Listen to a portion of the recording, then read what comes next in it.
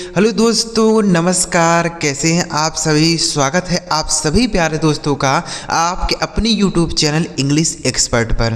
प्यारे बच्चों, पीछे की बहुत सारी वीडियोज़ में हमने आपको बहुत सारे अंग्रेजी के शब्दों को पढ़ना, लिखना और बोलना सिखाया। लेकिन बच्चों, कुछ ऐसे शब्द भी होते हैं जिन्हें अगर आप नहीं सीखते हैं, जिन्हें अगर आप नहीं समझते हैं, तो उनके बिना अंग्रेजी आप बोल ही नहीं सकते हैं, अंग्रेजी पढ़ ही नहीं सकते हैं। तो आज की इस वीडियो में कुछ ऐसे ही शब्द आपके लिए लेकर आए हूँ। तो इस वीडियो को आप कंप्लीट देखिए, सारे शब्द आपको समझाऊंगा, मीनिंग भी बताऊंगा, इन्हें सेंटेंस में कैसे बोला जाएगा यह भी बताऊंगा बहुत ही बेहतरीन तरीके से।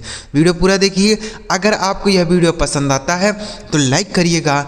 इस चैनल पर पहली बार आए हैं, सब्सक्राइब नहीं किए हैं तो चैनल को भी सब्सक्राइब करके बेल आइकन को भी दबा लीजिएगा। ठीक है बच्चों, देखिए यहाँ लिखा है इसके बिना इंग्लिश बोल नहीं सकते हैं, 100% गारंटी है बच्चों।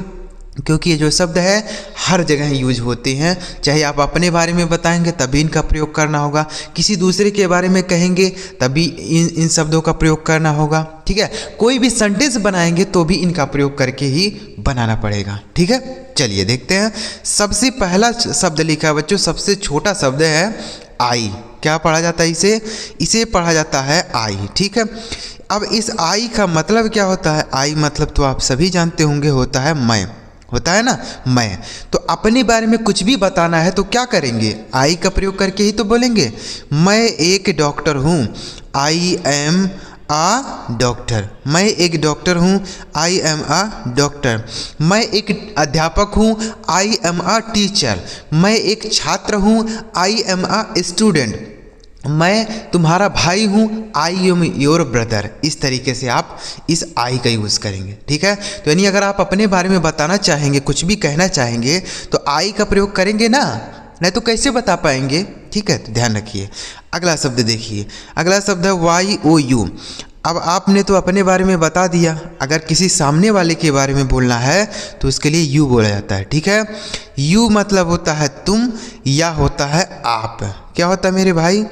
तुम होता है या आप होता है। ठीक है, जैसे तुम मेरे भाई हो, यू आर माई ब्रदर। ठीक है, तुम मेरे भाई हो, यू आर माई ब्रदर। आप मेरे अध्यापक हैं, यू आर माई टीचर। यानी सामने वाले के बारे में कुछ कह रहे हैं तो आप यू का प्रयोग करेंगे। समझ गए? यू आर माई फ्रेंड, तुम मेरे मित्र हो। समझ गए? आगे लिखा डब्ल्यू ई। देखिए, अपने बारे में आपने बता दिया, सामने वाले के बारे में भी बता दिया। हम मान लीजिए आप हैं और आपके 4-5 दोस्त भी हैं, तो उन सब के बारे में कुछ बोलना है, कुछ कहना है तो वी बोलते हैं। क्या बोलते हैं? वी। वी का मतलब होता है हम सब। क्या बोलते हैं?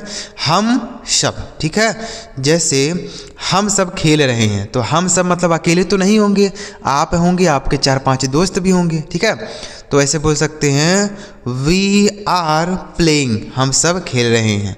वी आर रीडिंग, हम सब पढ़ रहे हैं। ठीक है, वी आर रीडिंग, हम सब पढ़ रहे हैं।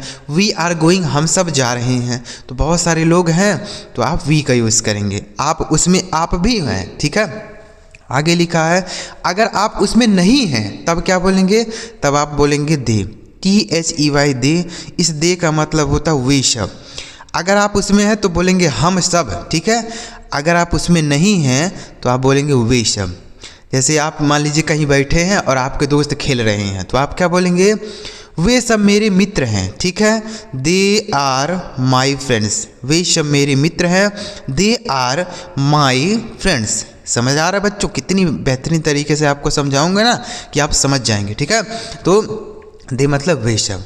अब देखिए, कोई मान लीजिए लड़का के बारे में कुछ कहना है तो हम बोलते हैं ही मतलब वह होता है। यानी किसी पुरुष के बारे में बोलना है तो ही बोला जाता है, ही मतलब वह होता है। ठीक है, जैसे ही इज़ माई टीचर, वह मेरे अध्यापक हैं। ही इज़ माई टीचर, वह मेरे अध्यापक हैं। पुरुष की बात हो रही है। ठीक है, वह मेरे अध्यापक हैं। ही इज़ माई फादर, वह मेरे पिताजी हैं। ही इज़ माई फ्रेंड, वह मेरा मित्र है। आगे लिखा है अब किसी लड़की के बारे में अगर कहना है कि वह मेरी बहन है, वह मेरी माँ है, तो इस तरीके के सेंटेंस आप सी की सहायता से बनाएंगे। ठीक है, सी मतलब वह होता है। इसका प्रयोग हम किसी स्त्री के बारे में बातें करने के लिए बोलेंगे। ठीक है, जैसे सी इज़ माई सिस्टर, वह मेरी बहन है। सी इज़ माई सिस्टर, वह मेरी बहन है। ठीक है, तो सिस्टर मतलब बहन हो गया और सी मतलब वह है। सी इज़ माई फ्रेंड, वह मेरी मित्र है। लड़की मित्र है तो सी बोलेंगे। समझ आ रहा है? तो देख रहे हैं ना, इनके बिना आप अंग्रेजी बोल ही नहीं सकते हैं। किसी के बारे में कुछ भी कहना है तो इनका प्रयोग करना पड़ेगा ना, तो इसे आप याद कर लीजिए। अगला शब्द है बच्चों आई टी, इसे पढ़ा जाता है it. I T it, it मतलब होता है यह। क्या होता है?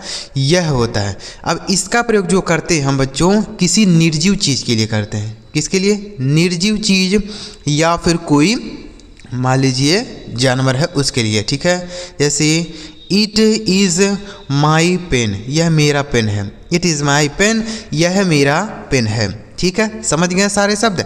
देखिए अब एक चीज़ समझिएगा कि यहाँ पर जितने भी पहले लाइन में शब्द लिखे हैं ना बच्चों, यह सारे शब्द सब्जेक्ट हैं, यानी सब्जेक्ट के स्थान पर लिखे जाते हैं। ठीक है, यह ध्यान रखिए।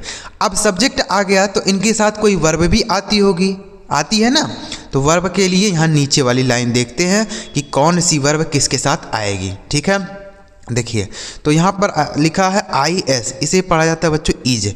इस इज का मतलब होता है। इज का मतलब क्या होता है बच्चों? है होता है। इसका प्रयोग बच्चों हम ही के साथ कर सकते हैं, सी के साथ कर सकते हैं, ईट के साथ कर सकते हैं और किसी नाम के साथ कर सकते हैं। यानी यह एक वचन कर्ता के साथ आता है। ही के साथ आएगा, सी के साथ आएगा, ईट के साथ आएगा या किसी नाम के साथ आएगा। ठीक है, जैसे ही इज माई फ्रेंड, वह मेरा मित्र है, तो इज आ गया ना ही के साथ। जैसे Ram is my friend, Ram मेरा मित्र है, तो राम के साथ भी इज आता है। समझ गए? तो इस इज का प्रयोग एक वचन सब्जेक्ट के साथ किया जाएगा। आगे लिखा है ए आर ई, इसे पढ़ा जाएगा R. A R E, R का मतलब होता है हैं। आर मतलब हैं। इसका प्रयोग बच्चों बहुवचन सब्जेक्ट के साथ होगा। किसके साथ? बहुवचन। बहुवचन सब्जेक्ट कौन है? जैसे दे के साथ आ सकता है, वी के साथ आ सकता है, यू के साथ भी आ सकता है। ठीक है, और कोई बहुवचन सब्जेक्ट है उसके साथ आएगा। जैसे बच्चे खेल रहे हैं, द चिल्ड्रेन आर प्लेइंग। वे सब खेल रहे हैं, दे आर प्लेइंग। हम सब खेल रहे हैं, वी आर प्लेइंग। यू, तुम खेल रहे हो, यू आर प्लेइंग। इस तरीके से तो आर का प्रयोग बहुवचन सब्जेक्ट के साथ आएगा। आगे लिखा है ए एम, इसे पढ़ा जाता है बच्चों एम। इस एम का मतलब हो जाएगा हूँ। एम मतलब हूँ। समझ आ रहा है ना बच्चों? बहुत ही अच्छी तरीके से आपको बता रहा हूँ। एम, इस एम का प्रयोग बच्चों केवल और केवल आई के साथ ही होता है। किसके साथ? आई। बाकी किसी भी सब्जेक्ट के साथ नहीं आता है। जहाँ पर भी आई सब्जेक्ट रहेगा वहाँ पर आई एम आएगा। ठीक है, बाकी किसी के साथ नहीं आएगा। जैसे I am a teacher, I am a student, I am a doctor, इस तरीके से बोल सकते हैं। ठीक है, तो एम का मतलब हूँ। आगे लिखा है डब्ल्यू ए एस, इसे पढ़ा जाएगा was. W A S was, देखिएगा यहाँ पर लिखते हैं W A S was. Was का मतलब होता है बच्चों था। वाज मतलब था। इसका प्रयोग हम पास्ट में करते हैं, एक वचन के साथ आएगा। ठीक है, किसके साथ? एक वचन। जैसे ही के साथ आ सकता है, सी के साथ आ सकता है, ईट के साथ आ सकता है या किसी एक वचन सब्जेक्ट के साथ आ सकता है। आई के साथ भी वाज आता है। ठीक है, आई के साथ वाज का प्रयोग करते हैं, तो यह ध्यान रखिए। जैसे ही वाज माई फ्रेंड, वह मेरा मित्र था। ही वाज माई फ्रेंड, वह मेरा मित्र था। सी वाज माई गर्लफ्रेंड, वह मेरी दोस्त थी। इस तरीके से। ठीक है, वाज मतलब था या थी। आगे लिखा डब्ल्यू ई आर ई, इसे पढ़ा जाएगा वर। इस वर का मतलब हो गया बच्चों थे।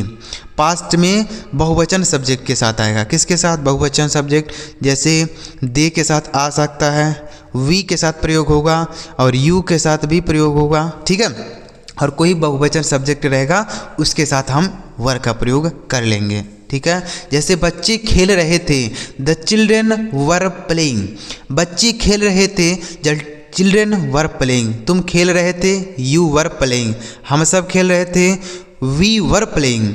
हम वे सब खेल रहे थे, दे वर प्लेइंग। इस तरीके से। ठीक है, आगे लिखा है एच ए एस। अब देखिए इन दोनों को एक साथ पढ़ते हैं तो ज़्यादा अच्छा रहेगा, ठीक है। HAS इसे पढ़ा जाता है बच्चों हैज। क्या पढ़ा जाता है? हैज। इस हैज का मतलब होता है पास है। क्या होता है? पास है। पास है क्या मतलब सर? समझ नहीं आया, देखिएगा। और इस हैव यहाँ पे लिखा है HAVE, इसे पढ़ेंगे हैव। इस हैव का मतलब भी होता है पास है, दोनों का मीनिंग वही होता है। लेकिन यह हैज का प्रयोग एक वचन के साथ आएगा, जैसे ही के साथ आ सकता है, सी के साथ आ सकता है, इट के साथ आ सकता है, किसी एक वचन सब्जेक्ट के साथ आएगा, ठीक है, हैज का प्रयोग।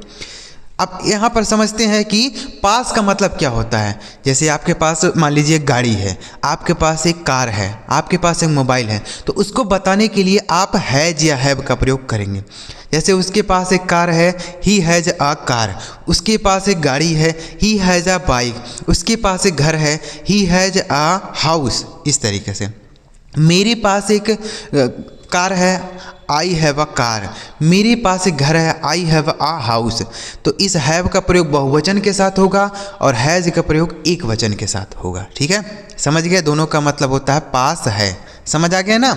एक वचन के साथ हैज आएगा, जैसे सी के साथ, ही के साथ और इट के साथ। और इस हैव का प्रयोग हम आई के साथ कर सकते हैं, यू के साथ कर सकते हैं, वी, दे, इन सभी के साथ कर सकते हैं, ठीक है। आगे लिखा HAD से पढ़ा जाएगा हैड। हैड का मतलब होता है पास था। देखिए, प्रेजेंट में बोलना है तो हैज या हैव बोल सकते हैं, और पास्ट में बोलना है तो हैड बोलेंगे। जैसे मेरे पास एक साइकिल थी, आई हैड अ साइकिल। मेरे पास एक साइकिल थी, आई हैड अ साइकिल, ठीक है। तो पास्ट की बात होगी तो हैड बोलेंगे। यह सभी सब्जेक्ट के साथ आएगा, चाहे वह एक वचन हो, चाहे वह बहुवचन हो, सभी सब्जेक्ट के साथ हम इस हैज का प्रयोग कर सकते हैं, ठीक है बच्चों। चलिए आगे देखते हैं। WILL इसे पढ़ा जाएगा विल। WILL विल मतलब होता है गा, गी, गे। जैसे मैं जाऊंगा, आई विल गो। मैं खाऊंगा, आई विल ईट। मैं खेलूंगा, आई विल प्ले, ठीक है। SHELL इसे पढ़ा जाएगा शैल। इस शैल का मतलब भी होता है बच्चों गा, गी, गे। क्या होता है? गा, गी, गे, ठीक है। फ्यूचर की बात हो रही है, ठीक है। जैसे मैं वहाँ जाऊँगा, आई विल गो देयर। मैं वहाँ जाऊँगा, आई विल गो देयर। तो इन दोनों का मतलब वही होता है। आगे लिखा TO इसे पढ़ा जाएगा टू। टू का मतलब होता है भी। टू मतलब भी, और टू का मतलब ज़्यादा भी होता है। जैसे इट इज़ टू मच, यह बहुत ज़्यादा है। It is a too much, यह बहुत ज़्यादा है। आगे लिखा BY इसे पढ़ा जाएगा बाई। BY इसे पढ़ा जाएगा बाई।